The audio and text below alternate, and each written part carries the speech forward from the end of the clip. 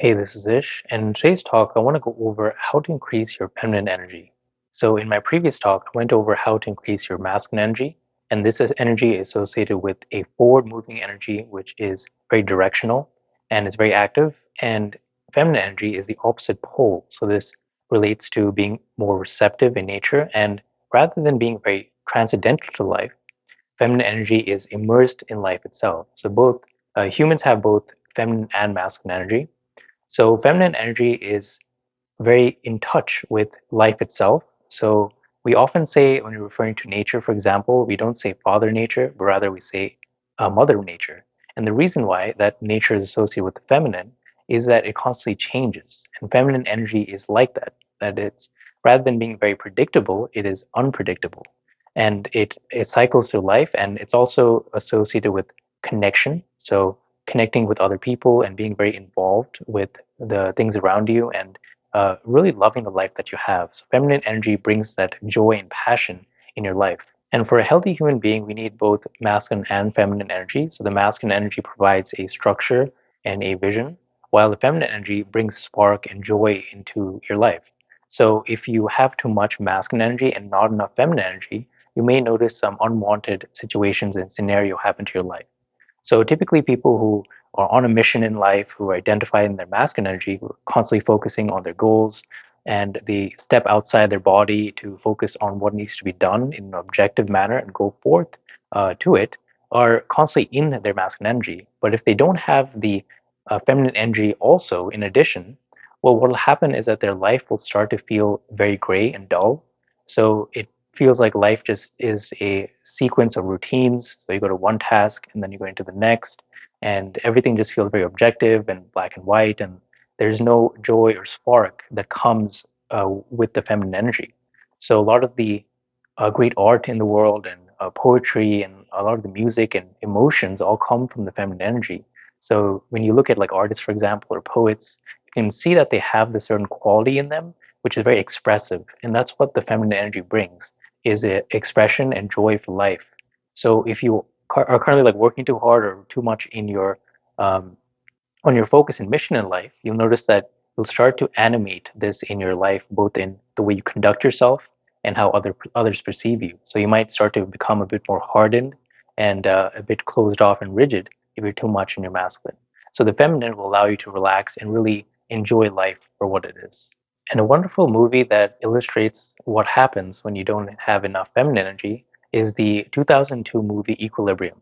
And this movie takes place in a futuristic world where the current city was just ravaged by a lot of war in the past, so a lot of destructions, and they feel that all war was created by human emotions, and it was better at the time to cut off yourself from emotions, human emotions, and also get rid of the feminine. So this would include art, music, any kind of like poetry, any entertainment as well. And in this society, in this movie, all citizens are required to take this pill that will actually mute all their emotions and kind of shut themselves off from it. So everyone will kind of wear all black and all gray. So very muted down colors that aren't expressive. They are expected to take the pill exactly at a certain time every day, and their life is very linear, which is associated with the masculine. So in this movie, Christian Bale, who plays like this very senior enforcer in this community, is responsible for going to different houses and making sure that everyone is taking their pills and they don't have any kind of artwork or anything that represents the feminine. And not to spoil too much, but eventually in the movie, he comes into contact with the feminine. I won't spoil it and what happens, but he becomes like deeply touched and he becomes like very emotional and he just realizes that wow, life is actually worth living with all things associated with the feminine. So this include art, music, poetry, um, gratitude, and all these like qualities that make life very passionate. So he then makes it his mission in life to kind of overthrow this very neutral and like masculine type environment that is devoid of the feminine. And that's kind of like the whole movie. So that's a very cool movie to check out. So I recommend you check that out. So the feminine energy is very important if you are in a field that really values creativity. So creativity is associated with the feminine, and also feels that require you to express more like love and openness and different qualities associated with this.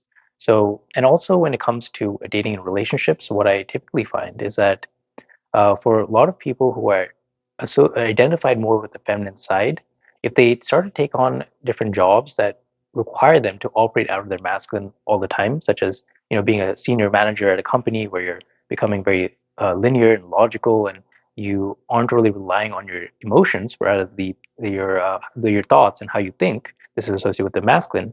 What'll happen is if you're constantly living in your masculine all the time, the energy you'll give out to other people will be masculine. Now, if you're looking to attract a masculine partner or someone who is more identified with their masculine, this could be a man or a woman, does not relate to gender, you will find yourself having a hard time because attraction is created through polarity. So it's through the differences between the masculine and feminine that creates the attraction. So although for human beings it's very healthy for you to develop both masculine and feminine, if you are a feminine identified partner who wants to attract a masculine partner, this is why you want to increase your feminine energy. And I personally see this quite often. So, just as a personal observation, where a lot of my friends who are female, who really identified more with their feminine side, so they're really involved and prefer to be connected with love and connections and really focusing on their relationships, well, they'll take on jobs which will require them to be in their masculine. And what'll happen is that they'll start to become more angular, more sharp, and when they meet potential partners, they'll be the ones taking control. So they'll be the ones leading the relationships, and all they want is for someone to kind of lead the relationships rather than them doing it. So they want to let go of the responsibility so they can enjoy their feminine side. And oftentimes, because of the law of polarity, they'll meet different partners that are more feminine because they are animating their masculine energy. So they'll meet partners where if they'll ask them like, "Hey, what do you want to do for dinner?" The partners will say, "Oh, I'm not really sure. I want you to make the decision. I'm not really sure." So, and this actually like causes them a lot of frustration. So, if these friends of mine would animate their feminine energy, well, then the law of polarity will work. So then they'll start to attract more masculine partners who are very happy and capable of taking the lead and making those decisions. So that's just something to keep in mind. So, how to increase your feminine energy? So the way this is done is you'll start by taking a list of feminine traits and then seeing how you can apply it in all aspects of your life. So this is both the physical body, how you communicate. There's a masculine way of communicating and a feminine way, how you live your lifestyle. So all these factors will come into play. So what are some traits associated with the feminine energy? So this would be receptivity, spontaneity, being very feeling based as opposed to thinking based, being very flowing in nature, having a focus on love and light, and also having a open communications with others, being empathetic, compassionate, and rather than being very linear and structured, it is very open-ended and can consider multiple possibilities. Feminine energy is also very intuitive and really goes off feeling and what is right in the moment compared to kind of stepping outside and becoming more objective. So feminine energy is very subjective as opposed to objective. Feminine energy is also associated with softness as opposed to hardness and being more flexible rather than being very rigid, which is associated with masculine. Now, let's just take one of these traits. So let's take flowing, for example. That's the part of feminine energy is it goes like in a flowing pattern. So if you were to communicate, for example, so let's just take speech, there is a masculine way of communicating, which is very direct and straight to the point. And you can see that even as I'm speaking, if I'm going to be speaking in a masculine energy, I'll be talking, my hand gestures will be more linear in fashion. So I'll be moving my hands up and down, and I'll be going straight to the point. But if I were to talk in a feminine way of expressing myself, in more in a flowing fashion, in fact, I probably would not even use my notes. And in fact, I'm very in touch with my feminine energy oftentimes that I'll have to include the masculine energy of taking notes and keeping a structure of these videos and talks. Because if I don't, I'll just keep talking and talking. So I've kind of made myself a bit more masculine in that aspects. But speaking in a feminine manner would be just expressing how you feel and not really planning ahead of what you're going to be saying. So if I were to talk, I would be speaking in more of a softer fashion. In my hand gestures, it would be more circular in nature compared to more linear, which is straightforward. So I'll be talking in like a circular fashion with my gestures. I won't be planning ahead. And you can start to see that just by hearing me now, I've started to become a bit less structured. I'm a bit more unstructured in the way of my speech. So this is how flow relates to just the how you talk and conduct yourself. So that's just one aspect, but you can see you can apply it to all aspects of your life. So there's a certain way of conducting yourself physically. So if you were very structured and still, this would be associated with masculine. You kind of hold yourself upright. But in the feminine, you want to keep your body a bit loose and relaxed, and this is how you appear more feminine to others. So if your goal is to increase your feminine energy, you can take these tips and apply that to all aspects of your life. So physical body, so I'm moving in a flowing fashion, and then in my speech, I'm talking in a circular fashion with nothing really planned. In terms of my mind, if my mind is flowing, it kind of goes from one thought to the next. So I'm just connecting the dots, and that is one aspect of the feminine. It's going from one topic to the next in a flowing fashion rather than being very structured and going from point A to point B. So let's take lifestyle wise. So say you just woke up in the morning and you're going to go plan your day, which is associated with masculine. In a masculine fashion, you say, today I'm going to do this at 8 p.m. Uh, and then afterwards I'm going to do this, and you've had your day very structured and laid out. Well, with feminine energy, you're going to throw away your list. So you're going to wake up and say, what am I going to do today? And what do I feel like doing? So feminine energy, if you recall, is very in touch with one's own body and everything around them. So you would wake up and say, I feel like making a croissant. Very random, but that's feminine. It's illogical. And then you would, go make your croissant, and then you'll sit there and say, what do I feel like doing now? And then maybe your body just like feels like going for a walk, and then you go for a walk. And you don't have your timer in place, you don't have your clock, it's not linear, but rather it's open-ended. You can go about your day in a very flowing manner, which is very spontaneous. So if you're very used to setting rules and guidelines and structuring your time, this can be a bit of an adjustment curve, but you can make use of this by just getting rid of all that and just going with whatever feels good in the moment. So feeling is the next trait associated with feminine. So you can start to see, how can I conduct myself physically to feel more? So you can be sitting there and just like feel what's good in your body. So there's always like pleasure going on, or you can feel like doing whatever and just go about that task. You can get your feelings down onto paper by writing poetry or writing in your journal if you have one, or a diary. So these are all ways you can express yourself. You can also make amazing artwork, and these things will increase your feminine energy because you're pouring whatever you're feeling into the different mediums in your life. So receptivity and intuition are also traits associated with the feminine. So oftentimes people will ask me, how do I increase my intuition, intuitive qualities? How can I become more intuitive? How can I become more receptive to life? And this is done by letting go of control. So the masculine is all about control. So some practical ways you can increase this quality of receptivity and intuition is let go of the control. So all of my great ideas and all of these talks from my videos have all come from a period of not actively trying to work on it, but rather letting go. So I'll be sitting there in my meditation, and I won't even be thinking about this topic, but all of a sudden it'll come into my head. So when you actually allow yourself to let go of control, you'll be actually surprised at the amount of insights, amount of intuition that comes through the body, through a period of stillness. So when you're not trying to actively control things or work on things, a lot of amazing insights happen. And you may have noticed, like in the past, a lot of great scientists and people that were very much into the logical mind and the masculine side of things often had their insights through a period of when they were in their feminine. So Isaac Newton, when he was like discovering the laws of gravity, uh, came up with that insight by when he was actually not working in his office room, but rather he was sitting under a tree and an apple, hit his head, and then he's like, "Oh God, I got this idea now." So this is just one idea or one way that the feminine will inform your life.